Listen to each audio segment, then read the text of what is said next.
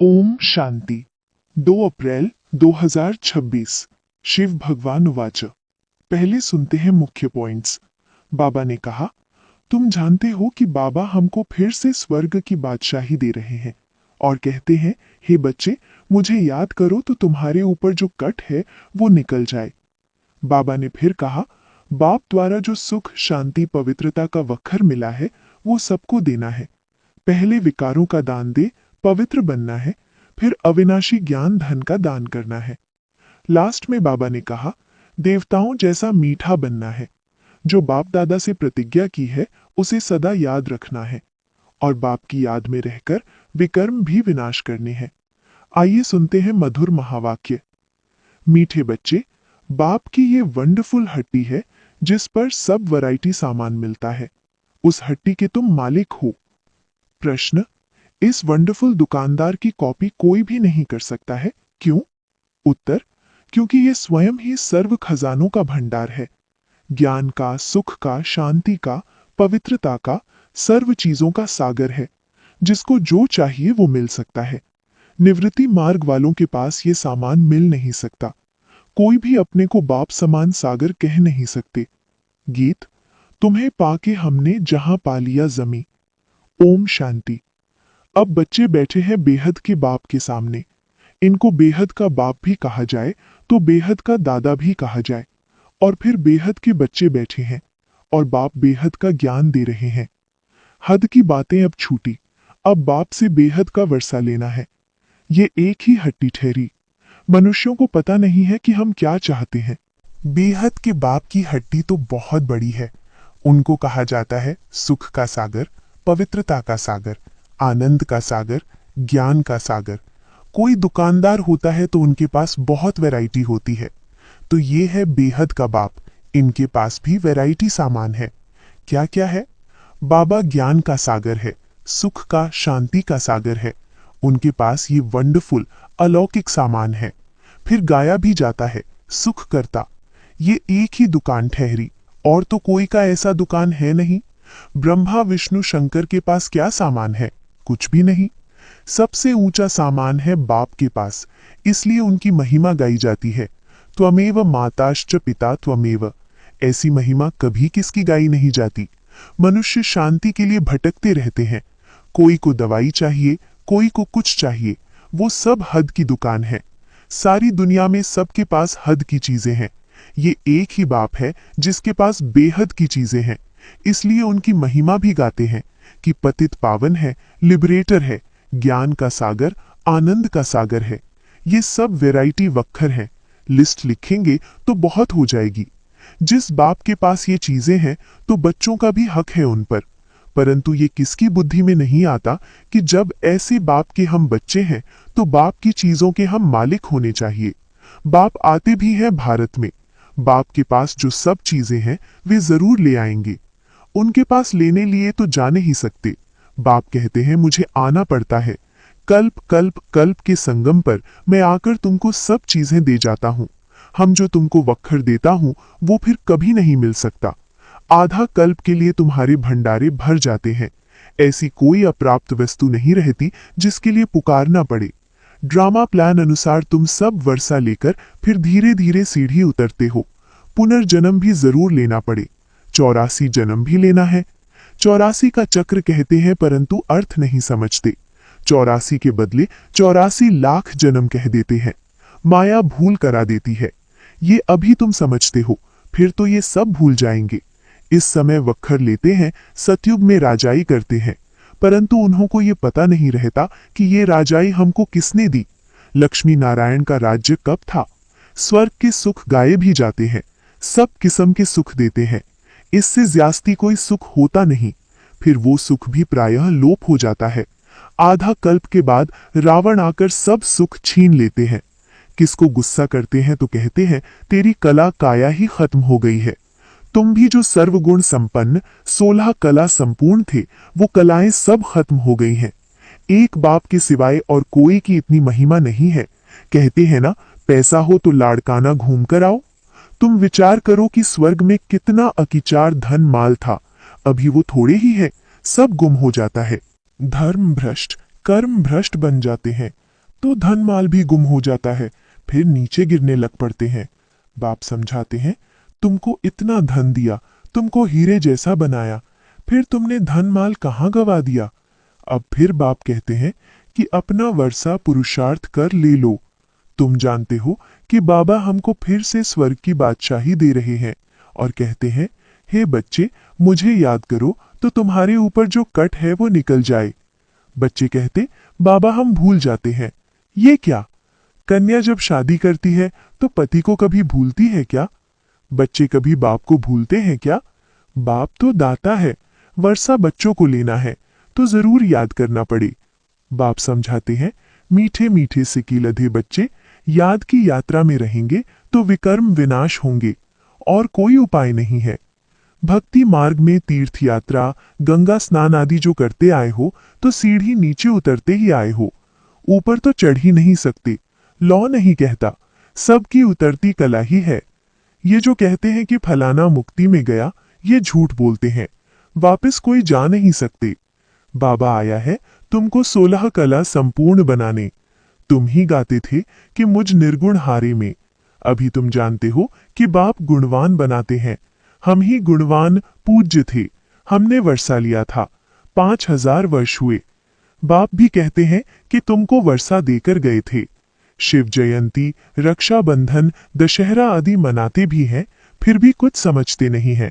सब कुछ भूल जाते हैं, फिर बाप आकर याद दिलाते हैं, तुम ही थे, फिर तुमने राज्य भाग्य गमाया है।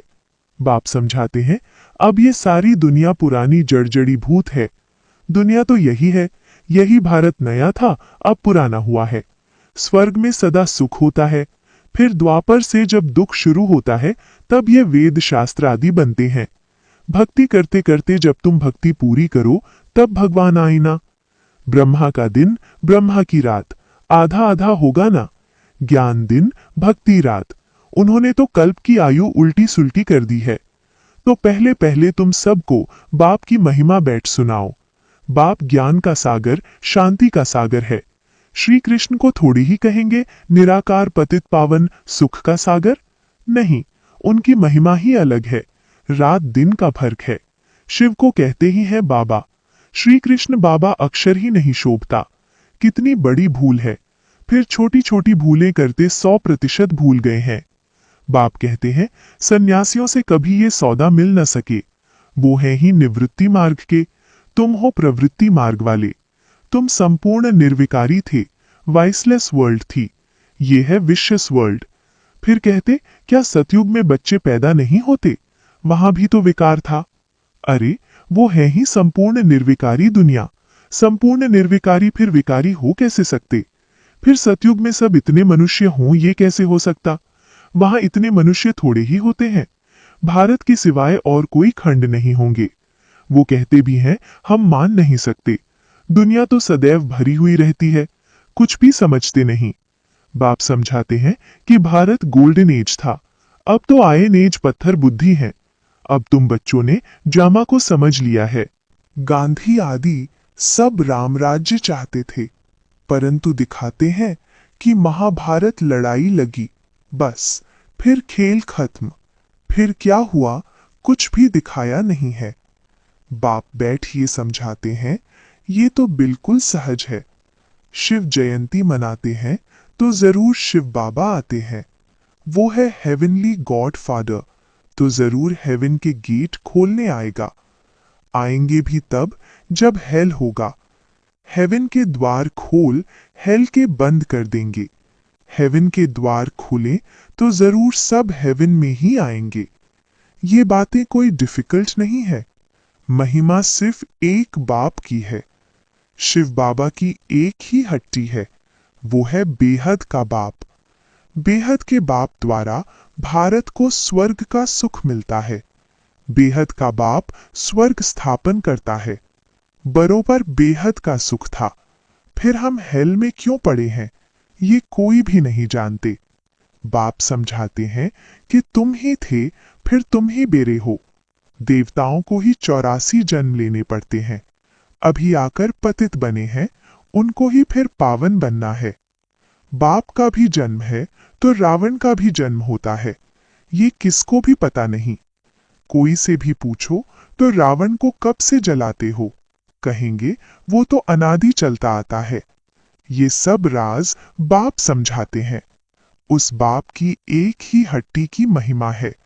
सुख शांति पवित्रता मनुष्य से मनुष्य को नहीं मिल सकती। सिर्फ एक को थोड़ी ही शांति मिली थी। ये झूठ बोलते हैं कि फलाने से शांति मिली। अरे शांति तो मिलनी है शांति धाम में।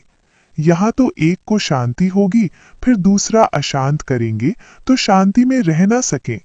सुख शांति पवित्रता सब चीजों का व्यापारी एक ही शिव बाबा है। उनसे कोई आकर व्यापार करे, उनको कहा ही जाता है सौदागर। पवित्रता सुख शांति संपत्ति सब कुछ उनके पास है। अप्राप्त कोई वस्तु नहीं। स्वर्ग का तुम राज्य पाते हो। बाप तो देने आए हैं, लेने वाले लेते लेते थक जाते हैं। मैं आता ही हूं देने लिए और तुम ठंडे पड़ जाते हो लेने में। बच्चे कहते हैं बाबा माया के तूफान आते हैं। हाँ, पद भी बहुत ऊंचा पाना है। स्वर्ग के मालिक बनते हो, ये कम बात है क्या?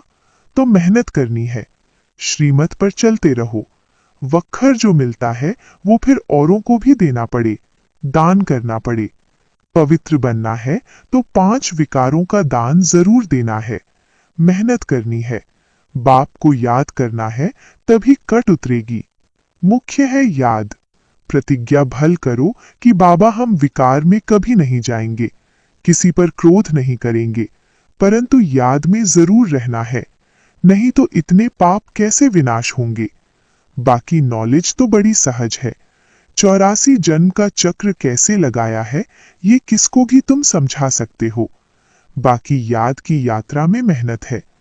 भारत का प्राचीन योग मशहूर है। क्या ज्ञान देते हैं?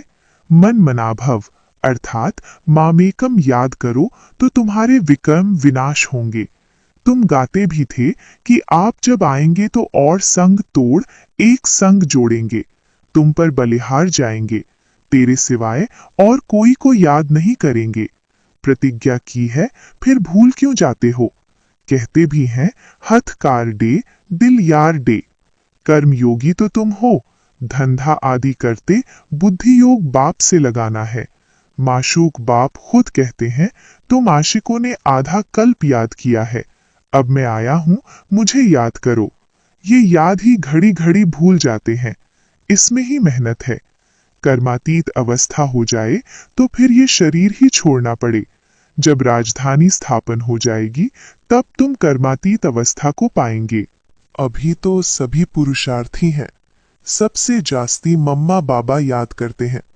सूक्ष्म वतन में भी वे देखने में आते हैं, बात समझाते हैं। मैं जिसमें प्रवेश करता हूं वो बहुत जन्म के अंत वाला जन्म है, वो भी पुरुषार्थ कर रहे हैं। कर्मातीत अवस्था में अभी कोई पहुंच नहीं सकते। कर्मातीत अवस्था आ जाए तो फिर ये शरीर रह नहीं सकता।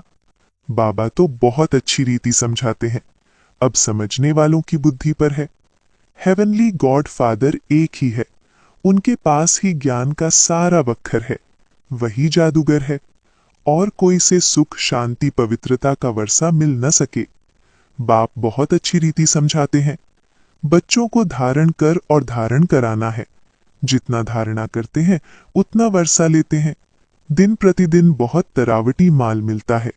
लक्ष्मी नारायण देखो कितने मीठे हैं, उन जैसा मीठा बनना चाहिए। अच्छा, मीठे मीठे सिकिलधे बच्चों प्रति मात पिता बाप दादा का याद प्यार और गुड मॉर्निंग। रूहानी बाप की रूहानी बच्चों को नमस्ते। और कोई भी सत्संग में ऐसे कहते हैं क्या? ये हमारी बिल्कुल ही नई भाषा है जिसको स्पिरिचुअल नॉलेज कहा जाता है। अच्छा, धारणा के लिए मुख्य सार। 1. बाप द्वारा जो सुख शांति पवित्रता का वक्खर मिला है वो सबको देना है। पहले विकारों का दान दे पवित्र बनना है, फिर अविनाशी ज्ञान धन का दान करना है। 2. देवताओं जैसा मीठा बनना है। जो बाप दादा से प्रतिज्ञा की है उसे सदा याद रखना है और बाप की याद में रहकर विकर्म भी विनाश करने हैं। वरदान, निमित्तपन की स्मृति द्वारा अपने हर संकल्प पर अटेंशन रखने वाले निवारण स्वरूप भव। निमित्त बनी हुई आत्माओं पर सभी की नजर होती है, इसलिए निमित्त बनने वालों को विशेष अपने हर संकल्प पर अटेंशन रखना पड़े। अगर निमित्त बने हुए बच्चे भी कोई कारण सुनाते हैं तो उनको फॉलो करने वाले भी अनेक कारण सुना देते हैं। अगर निमित्त बनने वालों में कोई कमी है तो वो छिप नहीं सकती, इसलिए विशेष अपने संकल्प, वाणी और कर्म पर अटेंशन दे, निवारण स्वरूप बनो। स्लोगन: ज्ञानी तो आत्मा वो है जिसमें अपने गुण व विशेषताओं का भी अभिमान न हो। ये अव्यक्त इशारे: महान बनने के लिए मधुरता और नम्रता का गुण धारण करो। मधुरता का गुण जीवन में तब आएगा जब अपनी व दूसरे की बीती को न देख अंदर के संस्कारों को सरल व नम्र चित बनाएंगे। सरल चित आत्मा का गुण ही है मधुरता। उनके नैनों से मधुरता, मुख से मधुरता और चलन से मधुरता प्रत्यक्ष रूप में देखने में आती है। मधुरता और नम्रता इन दो विशेष धारणाओं से सदा विश्व कल्याणकारी, महादानी, वरदानी बन जाएंगे और सहज ही स्नेह का सबूत दे सकेंगे। ओम शांति।